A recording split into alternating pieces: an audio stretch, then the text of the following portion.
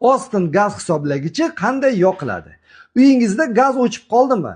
Uni qayta yoqish juda ham oson.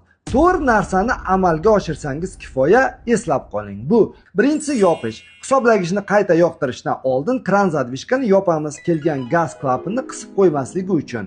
Xavfsizlik nuqtai nazaridan gaz plita ochiq tursin. Bu juda ham muhim. Ikkinchisi, to'lash. Gaz yo'qmi? Qarzdorlik mavjud. Avvalo qarzdorlikni tezda bartaraf qilamiz, to'lovni zapasi bilan amalga oshirib qo'ying. Uchinchisi, endi счетчикka navbat keldi. Ostin gaz hisoblashdagi tugmani ketma-ket 3 marta bosamiz. O'rtada bilsangiz tugmacha mavjud, uni qattiqroq bosasiz. Birinchi bosishda счетчик uyg'onib aloqa yozuvi chiqadi. Ikkinchi bosishda ulanish chiqadi. O'rtacha 30 soniya kutamiz. Keyin ochish chiqadi.